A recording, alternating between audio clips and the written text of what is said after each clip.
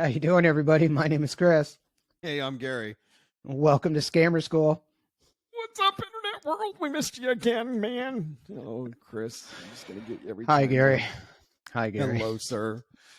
Hello. Sorry, Internet Hey, world. it's vodka this time, folks. Hey, Vodka, that man. man. Right? We're just going to refer to Hey, Gary welcome. as Chong throughout the entire episode today. Yeah, there you go. Hey, welcome back to Scammer School, guys. Man, Yes, sir. We missed you a little bit. Building up a whole new series for you guys on Scammer School. So, what's the topic today, my brother? We're going to talk about brakes and the scams that are done within a brake job. And the correct brake job too. We're going to talk about how that job should be done. Right. Job. Well, I think before we start talking about scams, I think it's important to tell people in our opinion, the correct way to do a brake job. And right. So I think we need to start with our story about getting an on-the-car brake lathe, Gary. This okay, we'll keep that short and sweet. Yep. No, yep, of course. But the latest and greatest in brake lathe technology, right? So you take the story, Gary. You tell it. Keep it quick. So, at that point I was a mechanic, 28 years, master's certified, the whole 9 yards, and these new on-the-car brake lathes, it's called a Pro Cut, awesome tool if you're going to do these kind of things. But yeah. So we had our other mechanic who was our foreman, 20 plus years as a master mechanic. Mm-hmm. And we thought this brake clinic that we were hosting was going to be 20, 30 minutes. It was 2.5 hours long. And right. Well, what can you learn on a brake job after 30 years, Gary? Right. That was the attitude. There was so much information that both of us looked at each other and went, whoa, you got to be kidding me. And it's just because technology changes, folks. And it's not, the one thing being an auto mechanic is you always want to learn and everything. But Chris is right. It's a brake job. Give me a break. No pun intended. Yeah. Well, it's the little things you take for granted, Gary. And I think that was what was humbling for everyone in the shop that took part of this in this clinic. The nice thing is we did better brake jobs.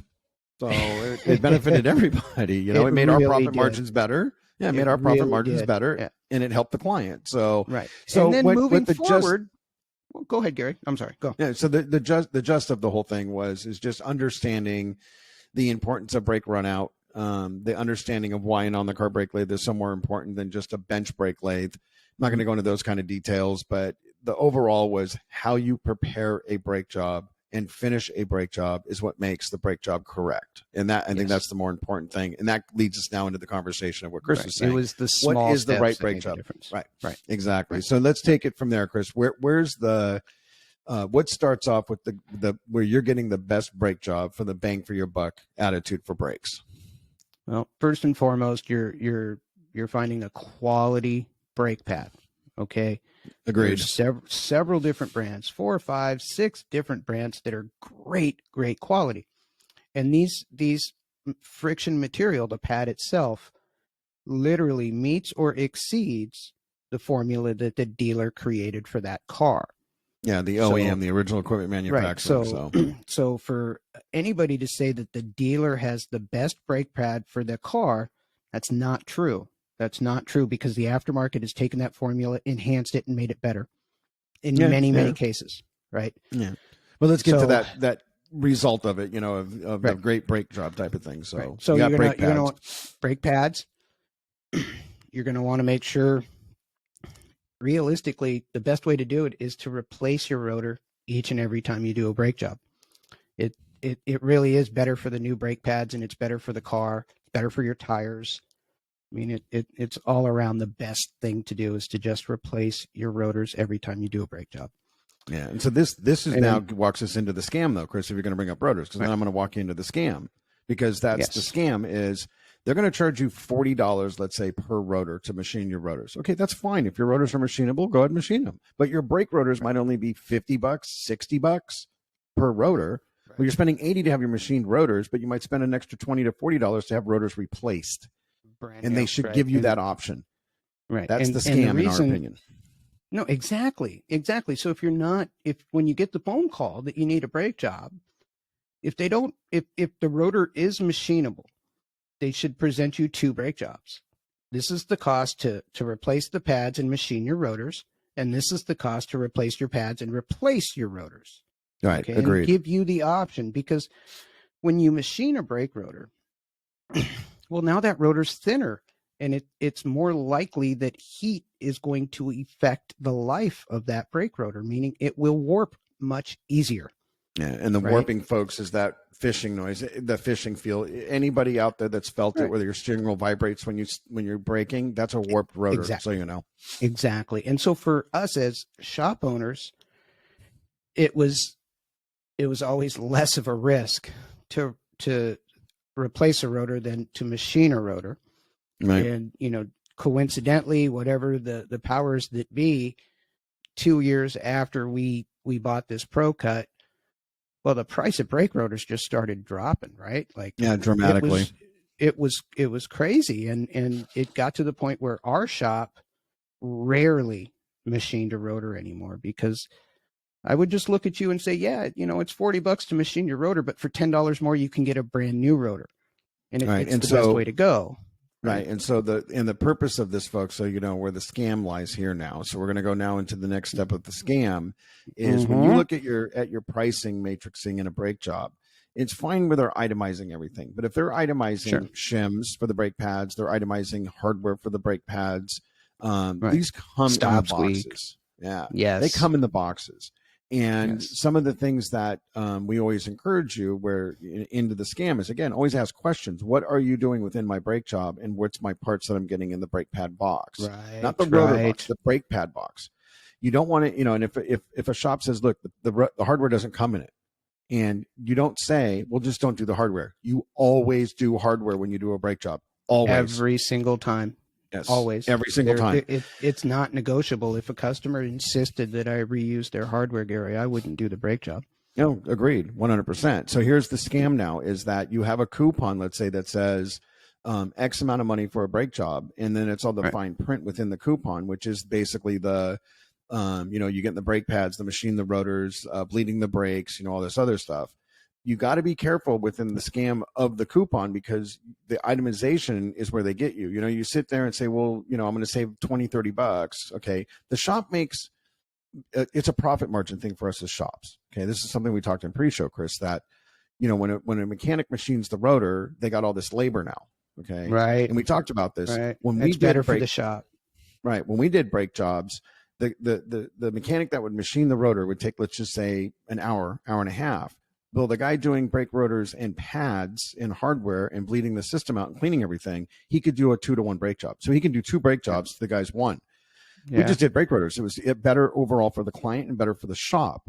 Okay. Right. So that's one key factor when you get into looking at the matrix of it all. So what's the other part of the so-called scam in it, say, in ending the brake job in itself? And then first off, before we do that, let's talk about because you brought up the brake flush. Should a customer pay for a brake flush when they do a 4-wheel brake job?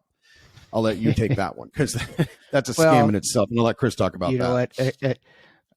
Unless the system was extremely dirty, like really bad, then the answer is no. Right. Or if it's a complicated system too. Right. But you've got a 4-wheel brake job.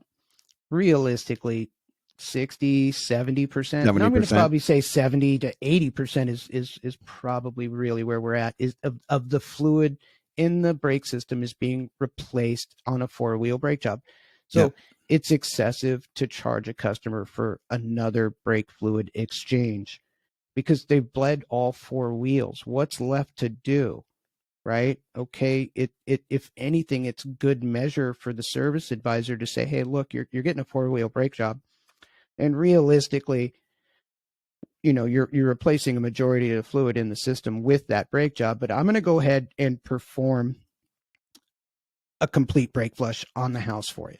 Right. Yeah. And what does that mean, Gary? What's it mean? It means the mechanic's going to suck a little fluid out of the brake master cylinder, and then boom, everything's gone. Top it off, you got clean fluid. You got 95% clean fluid in the system. Yeah.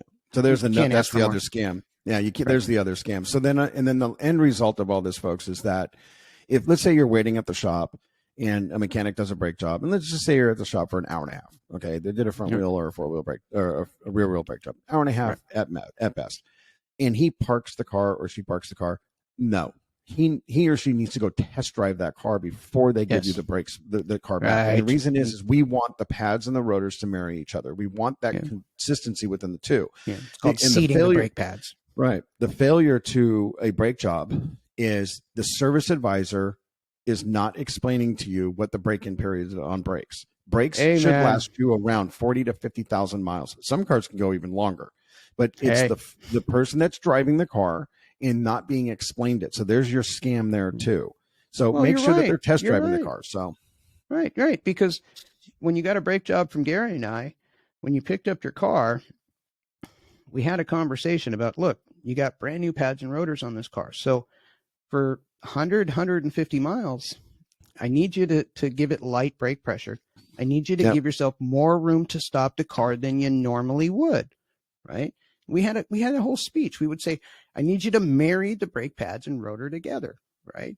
And it's just a process. And if you do this, if you really do take the time to do this, what's going to happen is you're going to help extend the life of these new brake pads, and you're going to decrease the chance of these new brake pads making noise in the future. Yeah, exactly. Okay? And then I also followed it up with people, and I said, look, and don't be surprised if you get home and you park your car and you might see smoke coming out of your front or rear wheels. That was the fun one. Right? Smoke. But... What do you mean smoke, Chris? Well, see, there's a coating on the brake rotor. Yes, we wash it off before we install it, but there's still some chemical coating on the product. And as that gets hot and you get home and park, it might cause some smoke. And it's alarming if you don't know what it is. So this is why I'm telling you about it. Right, exactly. So I think we got a good portion of this into a new season going into Scammer Skool. I know it's a little bit different of a Scammer Skool we've done in the past, guys. It sort of crosses with other things we've done, but it's a good measurement to open up the season of Scammer Skool and say, hey, look, don't get scammed. Okay. Right. Be an educated car owner. Yeah, exactly. So, hey guys, leave a comment and share the video. Have a great day.